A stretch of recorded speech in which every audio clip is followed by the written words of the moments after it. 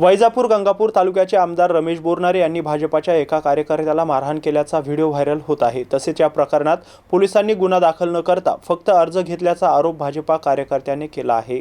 नाही देणार F I R देणार नाही तुम्ही आपण ते एफ आय नाही एफ आय आर देणार नाही तुम्हाला। मला आमदारांनी येऊन मारहाण केली साहेब, ऐका ना, मला नाही तक्रार नाही घेतली साहेब, तुम्ही फक्त अर्ज घेतला माझा अर्ज घेतला साहेब, तुम्ही माझा अर्ज घेतला साहेब, माझा अर्ज घेतलाय तुम्ही, माझा अर्ज घेतलाय, मी करतोय, माझा अर्ज घेतलाय, मला मारहाण केली, माझ्या घरी आले ते, माझ्या घरी येऊन आमदारांनी मला मारहाण केली।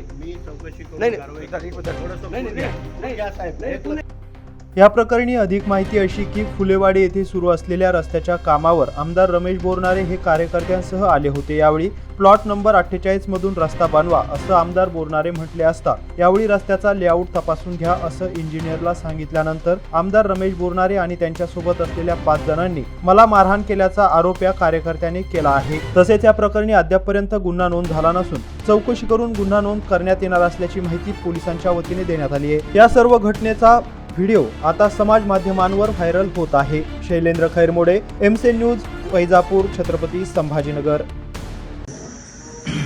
आज सकाळी 11 वाजता मी गावाकडे अंत्यविधी करून वैजापूरला माझ्या घरी आलो।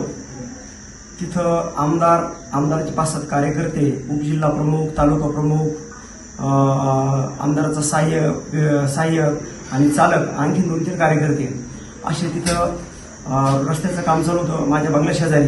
आणि तिथे हे लोक आले, आज सुट्टी असताना सुद्धा नगरपालिकेच्या इंजिनियरला घेऊन ते आले आणि त्यांनी सांगितलं का प्लॉट नंबर 48 मधून नवीन रस्ता तयार करा। तर मी इंजिनियरला, शंकर जोरे म्हणून इंजिनियर आहे, त्यांना मी बोललो का जोरे साहेब लेआउट आहे तो बघून घ्या आणि त्याच्यामध्ये रस्ता नाहीये। तर लगेच आमदारांनी मला शिवीगाळ करायला सुरुवात केली आणि तू खूप दिवसापासून आमच्या डोक्यात आहे, तू खूप दिवसापासून राजकारणामध्ये आमच्या डोक्यात बसला आहे, तुझी पूर्ण फॅमिलीसह तुझी बायको मुलगा इथं राहतो, तुम्हाला आम्हाला संपवायचंय।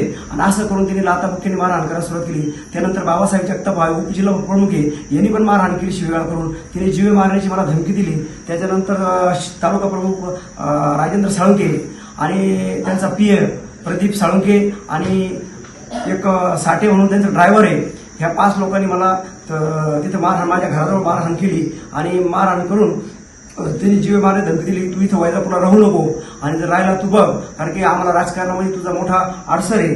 आणि असं 2 वर्षापूर्वी पण तिने मला जीवे मारण्याची धमकी आमदार बोरनारेंनी दिली होती।